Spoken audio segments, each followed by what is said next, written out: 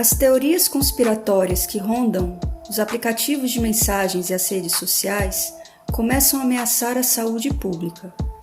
Esse fato está para além dos protestos contra o confinamento ou o uso de máscaras espalhados pelo mundo no último mês de outubro de 2020. No entanto, elas atingem também de forma irresponsável e inexplicável uma das únicas saídas que temos contra essa pandemia, que parece se alimentar do obscurantismo religioso e da extrema-direita, a vacina. Já foi falado isso. Essa vacina é um chip que vai ser colocado na gente. Isso é muito mais sério do que nós estamos pensando. Não é apenas uma simples vacina. Fake news que culpam a China por ter fabricado artificialmente o vírus. A crença no globalismo de controle populacional, formado por progressistas pedófilos, e microchips embutidos para nos rastrear via 5G, compõem ideologicamente o pano de fundo da segunda onda de contaminação que se alastra na Europa e que em breve chegará ao Brasil para se realizar na completa falta de consciência, civilidade e bom senso dos apoiadores de Bolsonaro. No último dia 1 de novembro de 2020, no festival de horror protagonizado por bolsonaristas, teve de tudo. Desde apoio a Donald Trump, repúdio ao Coronavac, vacina desenvolvida pelo Instituto Butantan de São Paulo e a empresa chinesa Sinovac, e, claro, protestos contra o uso de máscara e distanciamento social. Sem nenhum tipo de evidências, mas cheios de convicção, essas pessoas decidiram acreditar em teorias conspiratórias que fatalmente colocarão em risco o restante da população. O viés ideológico é inegável.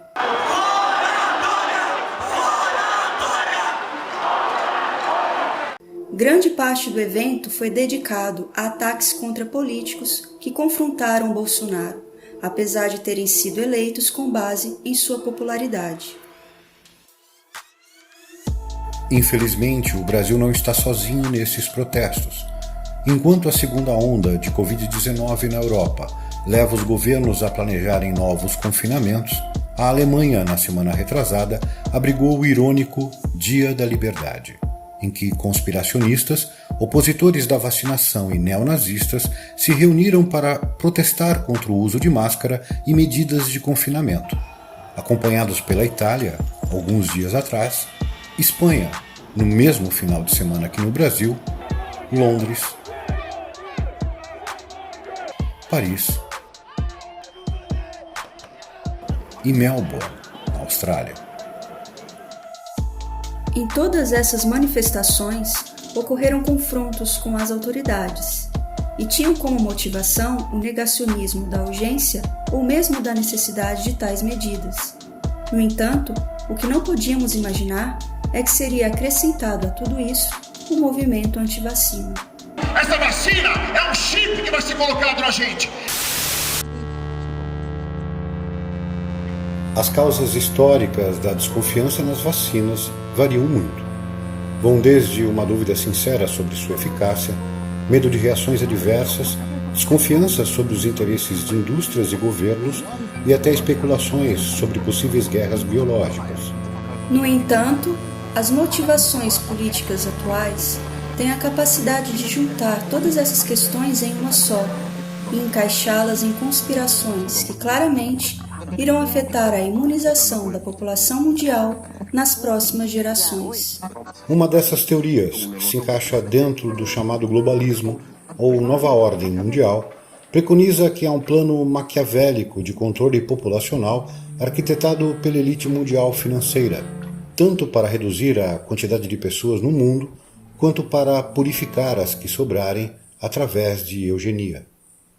Para eles, inclusive, até as teorias que atestam a realidade do aquecimento global fazem parte deste grande plano e servem de motivo para justificar a oposição entre população e recursos naturais. As vacinas seriam uma ferramenta poderosa de implantação de nanochips para todo tipo de controle imaginável.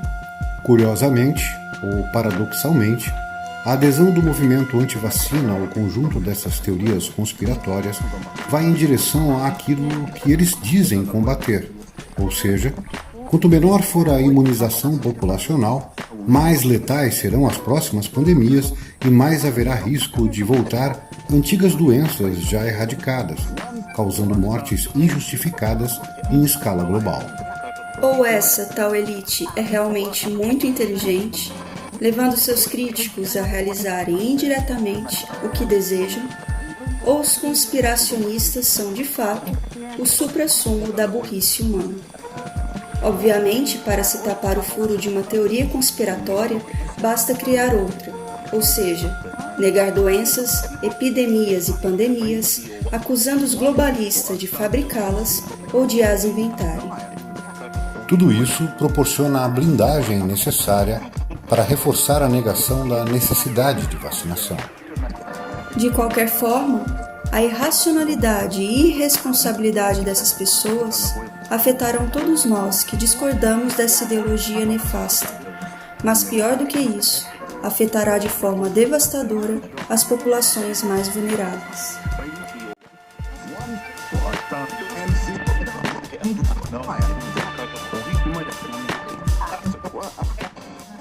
E o que fazer diante da iminência do triunfo do obscurantismo arrogante e pernicioso dessa gente? Chamar a polícia? O movimento Black Lives Matter demonstrou cabalmente que a polícia não está do nosso lado. E nem pode estar. Ela é estruturada pelo mesmo racismo institucional que se ancora no papel de manter a ordem capitalista a favor da exploração privada de todo o aparato social. Porém, um dos princípios que constituem nossa nação é o do direito social à saúde, conforme prevê o artigo 6º da Constituição Federal, sendo dever do Estado assegurá-la de forma a resguardar o valor maior, a vida. No dia de sua posse, o presidente da República jurou cumprir a Constituição. Prometo manter, defender e cumprir a Constituição, observar as leis, promover o bem geral do povo brasileiro, sustentar a união, a integridade e a independência do Brasil. Mas desde então, comete sistematicamente crime de responsabilidade ao colocar em risco a população através do desdém que demonstra e das mentiras que insiste em propagar. A tal da cloroquina, a hidroxicloroquina, está proibido. Se não tem alternativa, por que proibir? Não tem comprovação científica que seja eficaz. Mas também não tem comprovação científica que não tem comprovação eficaz. Qualquer vacina aqui no Brasil, Ricardo Barros, tem que ter a comprovação científica. De forma igualmente irresponsável, mente e relativiza a destruição de nosso meio ambiente. Que é da cultura, por parte do povo nativo, queimar, depois derrubar uma parte da sua propriedade para o plantio, para a sobrevivência. A Amazônia não está pegando fogo, até porque a floresta é úmida, não tem como pegar fogo. A vida tem pouco ou nenhum valor para o mandatário maior do país. Vamos fuzilar a petralhada aqui do Acre! Demonstrado por seu apreço à tortura e pelas diversas homenagens que prestou a ditadores genocidas e regimes totalitários. Então aqui também a minha homenagem ao nosso general Alfredo Stroessner. Há de chegar o dia em que o Brasil poderá se livrar desse lastimável governo.